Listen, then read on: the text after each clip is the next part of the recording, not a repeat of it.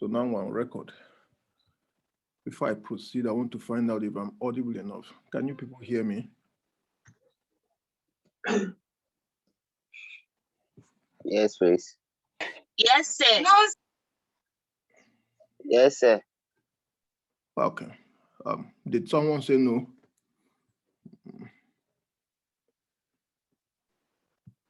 Okay. So let's move on.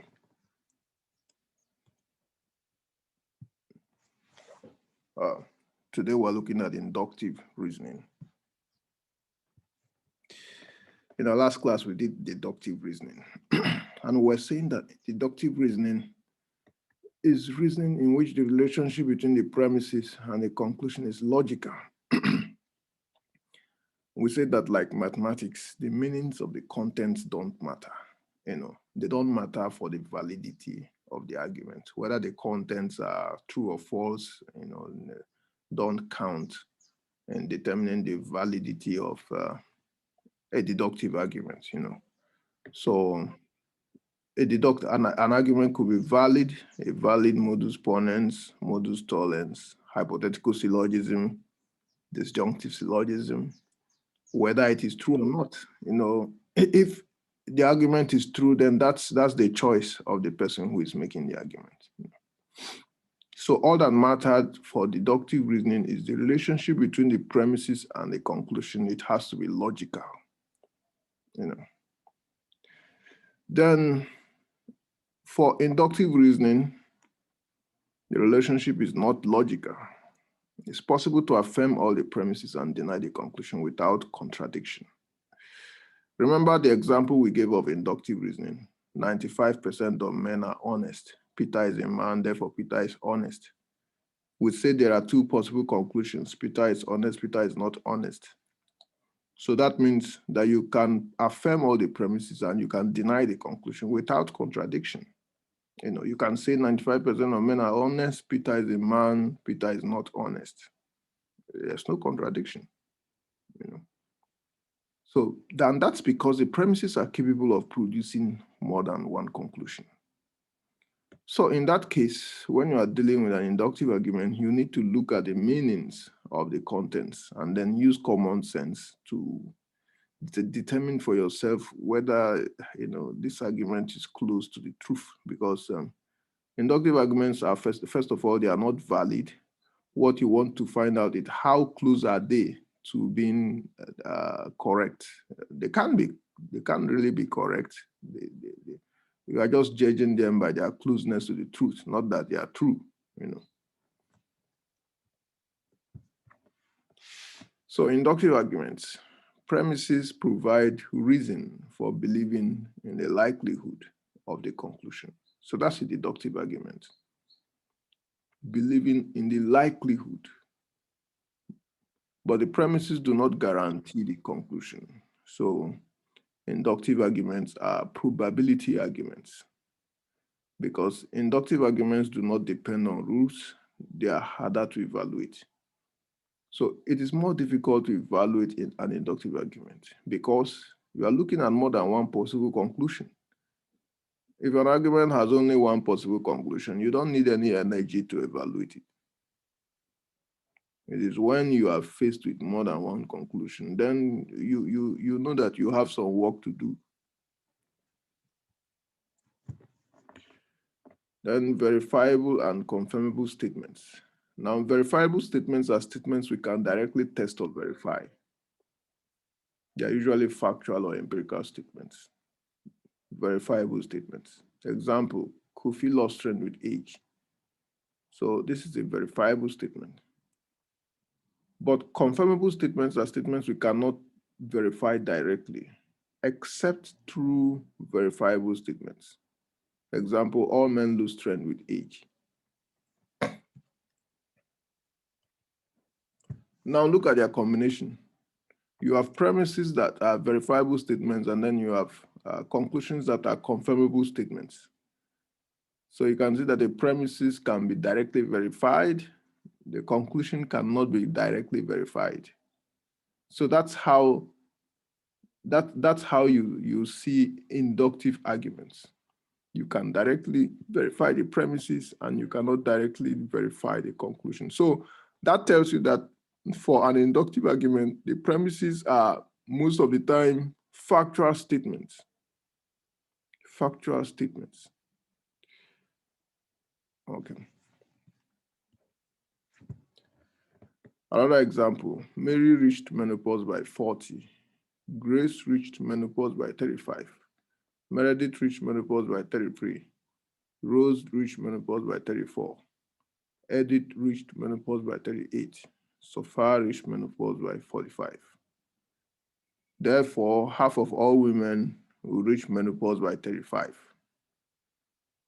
So this is another collection of factual premises leading to a confirmable conclusion. So the conclusion is a confirmable statement.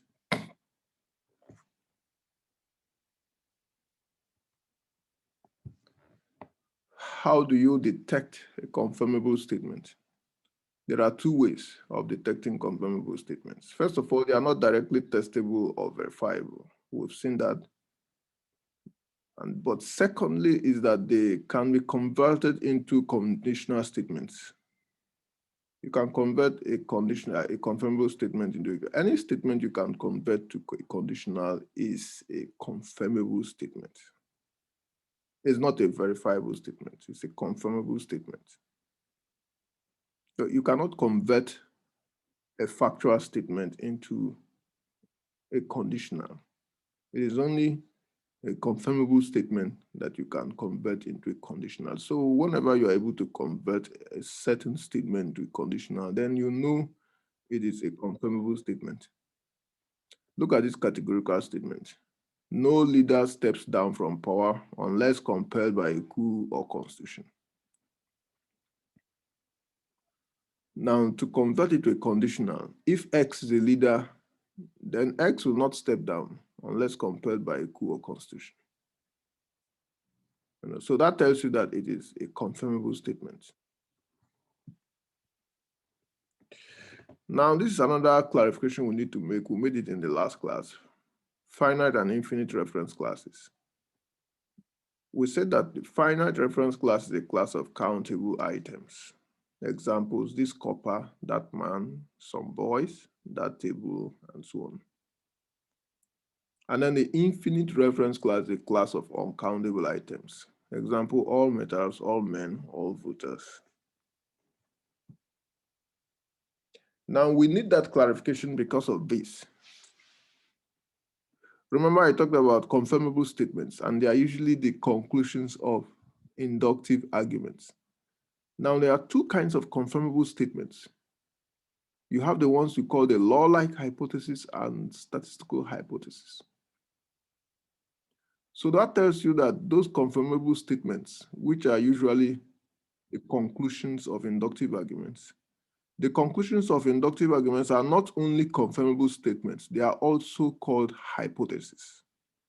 A confirmable statement is technically a hypothesis.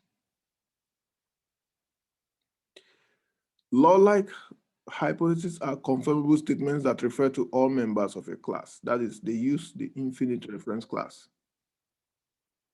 Example, all metals expand when heated. So that's a law-like hypothesis. Now look at it as in a conditional form. If X is a metal, then X will expand when heated. Now look at another example. All Fs are Gs. Each F is a G. No Fs are Gs, all Fs are not Gs. Now, law-like hypotheses are highly predictive. G must be attributed or not attributed to every F, Okay, all men are mortal. If Peter is a man, then Peter is mortal. So anything that is a man is very absolutely predictably mortal. So if you say that equality applies to all members of a class, then it means that any member of that class must have that quality. So the predictability is 100%. But if you are saying that it is not all members of a class that have a certain quality, and you say you identify a member of that class, then we start debating whether the person has a quality or not, because it's not all members of the class that have it. So that's why we say that law-like hypotheses are highly predictive. Now look at statistical hypotheses. Confirmable statements referring to some percentage less than 100% and more than 0%. Example, 90% of those who ate the food fell sick. So confirmable statements, or sorry, statistical hypotheses don't work with only percentages. They also work with some other terms like some, few, many, most, hardly any, and so on. And they are less predictive. If X ate the food, S is likely to fall sick. Because it's not a law-like hypothesis, the predictability is lower. If it was a law-like hypothesis, that is, if 100% of those who ate the food fell sick, and X ate the food, then X surely will fall sick. But if it is 90% or 70% or lower that ate the food and X ate the food, then you don't even know whether X is among those that fell sick. The predictability is lower than that of a law-like hypothesis. Confirmation versus proof. So inductive arguments are aimed at confirmation. Now, when we say confirmation in logic, it is not as strong as confirmation in real life. That is, when we talk about confirmation, we normally say that confirmation is proof. This has been confirmed. So it's like it has been proved, or it has been demonstrated, or it has been guaranteed, that kind of thing. But in logic, confirmation is not as strong as that. Confirmation is not up to proof. So inductive arguments are aimed at confirmation. Deductive arguments are aimed at proof. Confirmation is not proof. So evidence confirms but does not prove the truth of a hypothesis. So that's why we say inductive arguments are not valid arguments. Now, how do we detect inductive arguments? Two major ways to detect inductive arguments. First of all, they are capable of more than one conclusion. So we already know that 90% of those who ate the food fell sick. Amma ate the food. We have two possible conclusions. Amma fell sick, Amma did not fall sick. But another way of detecting inductive arguments is that inductive arguments are extrapolations. They are extrapolations. An extrapolation is an activity that smuggles in information into the conclusion that is absent in any of the premises. So when you smuggle an information into the conclusion without passing through the premises don't contain the information, but it has been smuggled into the conclusion. All inductive conclusions contain information that is not accounted in the premises. So we'll see that as we move on. Now, this is the technicality of induction. A known thing A has certain properties such as X, Y, and Z. Another thing B that is not in the premises has the same properties X, Y, Z. Now, so A and B have three properties X, Y, Z. Then A also has some additional property Q. But you don't know whether B has Q. You have not checked to see whether B has Q. So on the basis of the above three premises, the argument concludes, or in reality extrapolates, that B also has the additional property Q. So you say premise A has X, Y, Z, premise A, or premise 1, A has X, Y, Z, premise 2, B has X, Y, Z, premise 3, A has Q. Conclusion, therefore, B will also have Q. So what is the reason why you think B has Q? Because B already has three other properties that are the same as A. So the idea of induction is that if B is like A in some respects, it may also be like A in other respects. But you know that that is not an accurate, a very strong argument. You know. So that conclusion contains information that is not accounted in any of the premises. None of the premises tells you that B has Q. You know. Directions of extrapolation. So now we've seen that inductive arguments are extrapolations. There are different directions of extrapolation.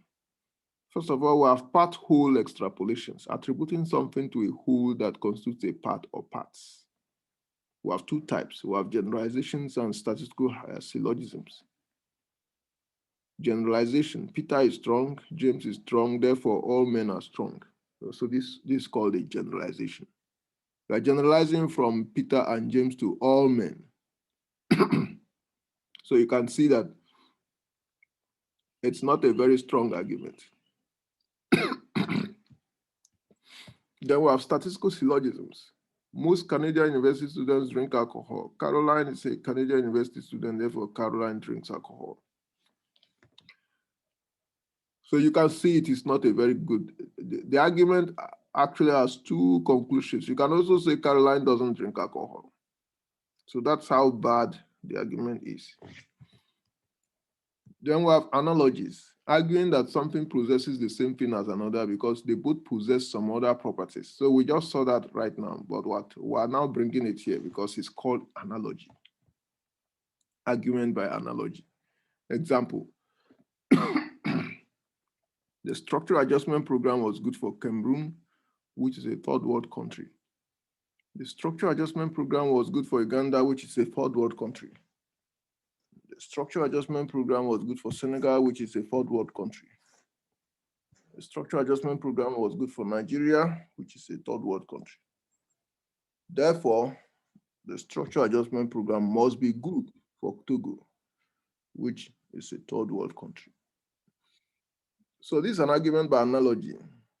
The argument is based on the fact that these countries share a particular common quality or property, which is what? That they are third world countries. Because of that, the argument reaches a conclusion that something that worked in one of these countries or some of these countries will work in the others. So you can see the argument is not foul-proof. It's not exactly the best of arguments.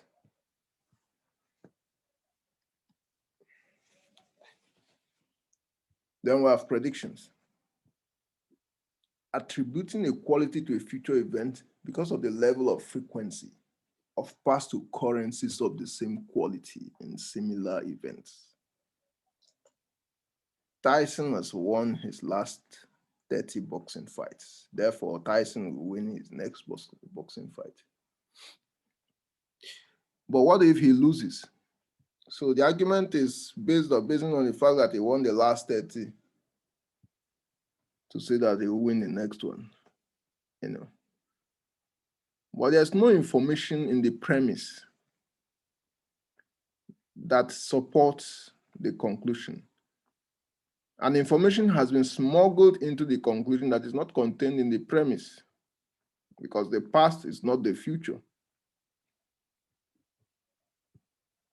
So this is a prediction. So, and that means prediction is a kind of inductive reasoning.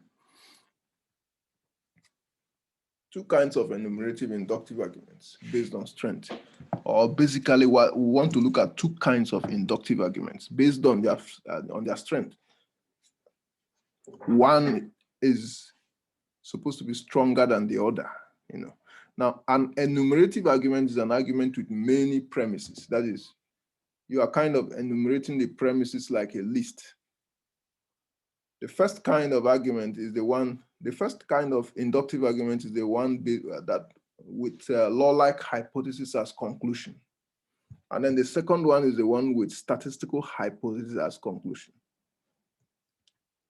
So this is the one with law-like hypothesis as conclusion. So we have 10 premises. Gold expanded when heated, silver expanded when heated, bronze expanded when heated, and so on. So 10 different metals expanded when heated. And then the summary premise is that all the metals tested so far expanded when heated. Then the conclusion that all metals expand when heated.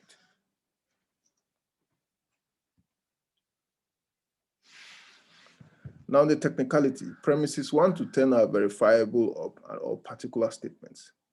The summary premise is a summation of all the verifiable premises, but the conclusion is a confirmable and general statement.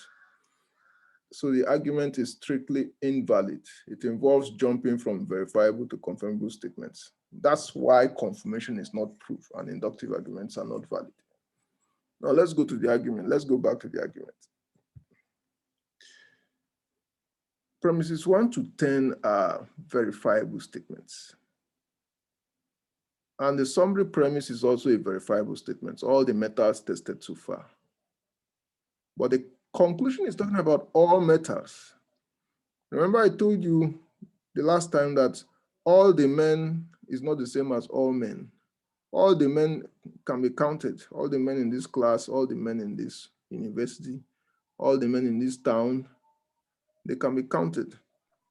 But all men cannot be counted. So the two are totally different. Now we're seeing the same thing here. All the metals tested can be counted, but all metals cannot. So this argument involves jumping from a particular statement to a general statement. So that jump is fallacious. The information about all metals is not contained in any of the premises. So the premises or even their combination cannot give you any warrant for saying something about an infinite reference class, because all the premises are about the finite reference class. So even if you have tested 10 metals, you can't reach a conclusion about all metals because we don't know all the metals. We have not discovered all of them. There are still some in the ground. And in fact, the conclusion is false because some metals, in fact, do not expand when heated. They are called superconductors. They don't absorb heat, so they can't expand. So the conclusion is false and all the premises are true. And that is why I said it is possible to deny the conclusion of an inductive argument with all true premises or affirm premises and deny conclusion. And that is applicable to all types of extrapolation, part whole, analogies, predictions. So we are done with inductive arguments. We've seen how they are. Now let's see if we can compare inductive arguments with deductive arguments. Let me take a few minutes to shut my door. So just give me 2 minutes.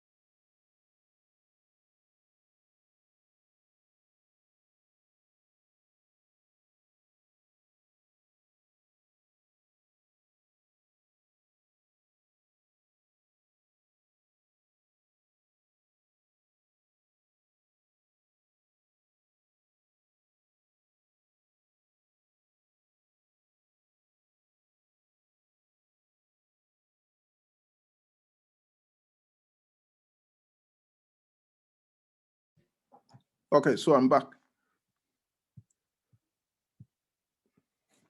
So we're done with inductive arguments. Let's try and compare inductive arguments with deductive arguments and see some interesting things. Now, by now, it is already clear that deductive arguments are accurate compared to inductive arguments. Deductive arguments are accurate. Deductive arguments are accurate. Inductive arguments are not accurate. So that one is already clear from the beginning. But what we don't know is that deductive arguments are accurate at the expense of the inability to provide information. So deductive arguments are accurate, but it is difficult for them to provide you with information. Now look at this example. Number one, either it is raining or it is not raining. This is a disjunctive statement. Either it is raining or it is not raining. Now this sentence will always be accurate. If it is raining, this sentence is accurate. If it is not raining, the sentence is also accurate. So whether it is raining or not, this statement will always be correct. But does it give you any information about whether it is raining? It doesn't. It doesn't tell you whether it is raining or it is not raining, you know. So it is accurate at the expense of being able to provide you with information about rain. The same thing with number two. If it is raining, then someone will get wet. So this one is a conditional statement. If it is raining, someone will get wet. And it is always correct. If it is raining, someone will get wet. So it is correct. If it is not raining, someone will not get wet. So the statement is still correct. But does it tell you whether it is raining? It doesn't tell you whether it is raining. It doesn't give you information about whether it is raining. So that's why we say deductive arguments are accurate at the expense of being able to provide you with information.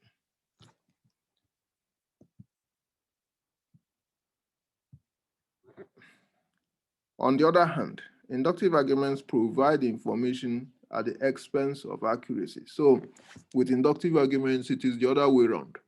They provide you with information, but it is at the expense of their accuracy.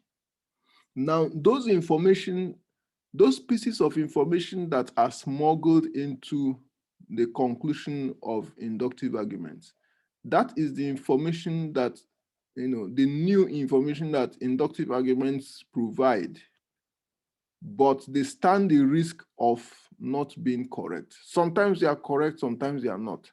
So inductive arguments are generated because of the chances that they could be correct. Remember, inductive arguments are often correct. Okay. If you say 90% of, 90% of men are dishonest, Peter is a man, Peter is honest. Sometimes that argument is correct. Sometimes it will not be correct. So because of those times when the argument is correct, inductive arguments are valued. So inductive arguments provide information at the expense of accuracy. But to provide information is to be falsifiable. Now, whenever you provide information, the information you have provided is falsifiable. For example, it is raining right now. If you say it is raining right now, the statement is falsifiable. It is possible that the statement can be false. So it is not like deductive statements. Now, it is raining right now. It could be false. It could be true. It could be false. In fact, right now it is false because where I'm staying, it is not raining. So right now, for me, the statement is false. And if it is not raining where you are, then it is false. If there's any of you who is staying maybe in Kumasi or somewhere or in the north, and it is raining there, then it is true. So the statement can be true, it can be false. So that's what we mean by falsifiability. Whenever you provide a piece of information, that information is falsifiable. Falsifiability and science. any valuable empirical information must be falsifiable. Any statement that is not falsifiable cannot be a verifiable or confirmable statement. Any statement that is absolutely true has no empirical content. So you can see that you saw statements 1 and 2. Either it is raining or it is not raining. If it is raining, someone will get wet. They are absolutely true, but they don't have any empirical content. If an information has an empirical content, then it will be falsifiable. Now, the more valuable the information, the more falsifiable the statement. So if you say it rained just now, if you say it rains every third Friday of the month, and you say it rained just now, these are two statements. Which of them is more valuable? Which of these two statements is more valuable? You calculate the valuability by asking yourself the number of things you can do with a statement, with the information you've gotten. Now, if you say it rained just now, then I can make arrangements that would benefit from the rain. If I'm a farmer and it rains just now, I can decide that tomorrow morning I'll till the soil because the soil will be wet and soft. But that will be only for tomorrow. The information it rained just now is only for today. So it is useful for me only for tomorrow, only for today and tomorrow. But if you say it rains every third Friday of the month, then as a farmer, I will decide that every third Saturday, I'll till the soil. Or I'll go to the farm and do something, because it has rained. So the information it rains every third Friday of the month is more valuable than the information it rained just now. That is how you calculate the valuability of empirical information. You calculate it by calculating what people can do with it. But the more valuable the statement is, the more valuable the information, the more falsifiable. So it will take only 1/3 Friday of not raining to falsify the first statement.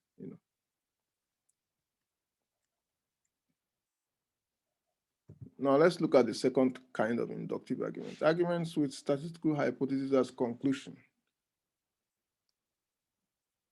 So this is an example. And this example is about people who are vaccinated for polio. Some still suffered polio after the vaccination. Some did not suffer it after the vaccination. So Michael was vaccinated for polio and never suffered polio. Gilbert was vaccinated for polio and suffered polio. Mary was vaccinated for polio and never suffered polio. Stanley was vaccinated for polio and never suffered. James never suffered. Bob was vaccinated and suffered it. Jill never suffered. Samuel never suffered it. John never suffered, and Carol never suffered. So summary premise is that 8 out of 10 people who were vaccinated for polio did not suffer polio. So the conclusion is that polio vaccination has 80% potential of preventing polio. Now remember that 8 out of 10 people is 80%. So that's why the conclusion is that polio vaccination has 80% potential of success. So the conclusion is a statistical hypothesis. You can compare it to the law-like hypothesis. All metals expand when heated. So you can see that this kind of hypothesis is safer. It is, should I call it better, or it is more prudent compared to saying something like all metals expand when heated. This particular hypothesis looks more scientific, and you'll be able to defend it better than you can defend a law-like hypothesis. So we have 2 types of inductive arguments. We have the ones ending with law-like hypotheses as conclusions, and then we have the ones ending with statistical hypotheses as conclusions. Hypotheses are technically regarded as conclusions of inductive arguments. So I mentioned that very early, because they are confirmable statements to be supported, confirmed, or denied by verifiable statements. So this is the end of the class. We'll do causal reasoning next week. And remember to watch your lecture videos regularly. Read your textbooks, do all the exercises in them, check your Sakai and WhatsApp platforms for regular information. So right now we'll take questions. Anyone who has questions can ask, we'll address the questions, and then I will upload this video immediately to your Sakai, and all those who didn't attend this class can watch the videos. So if you want to ask a question, you raise your hand and then we address it and close the class.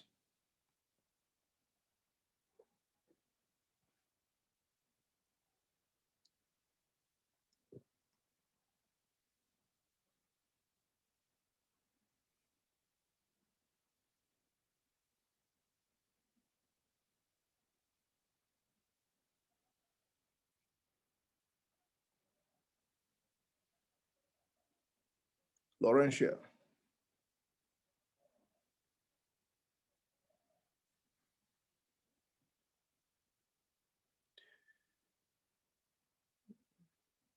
Yeah, I thought Laurentia raised her hand, but her hand is down again.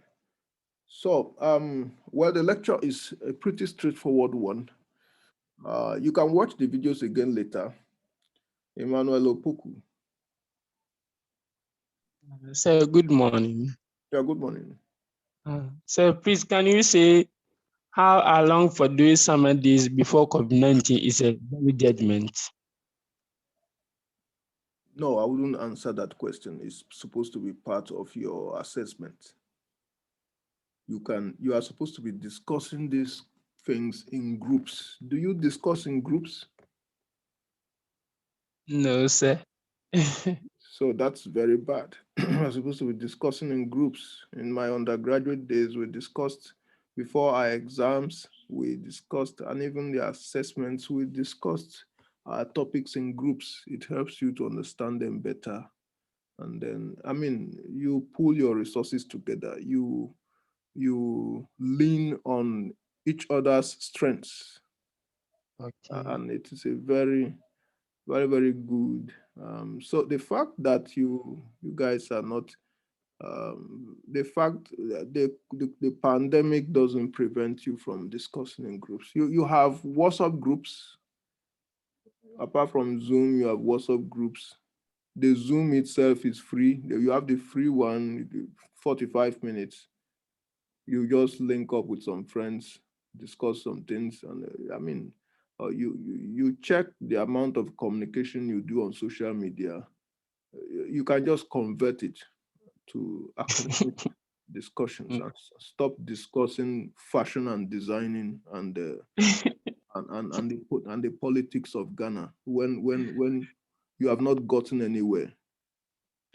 Get a job first before you discuss politics, and even before you discuss fashion and those things. So please, the amount of time you spend on social media, spend them on academics. Call people to be discussing inductive arguments, deductive arguments, and all those things. I used to discuss in groups, and I can tell you that anything you discuss in a group, or anything that was said in a group, it doesn't go out of your memory. But anything you read on your own, you sat down to read alone, the possibility of going out of your memory is 70%. Okay, so now if there are no other questions, then I'm going to end the class. And remember to do your textbook exercises. We shall be meeting when? Saturday by the same time to do causal reasoning. So until then, I wish you the best. Keep working hard so that you will all be great. Goodbye.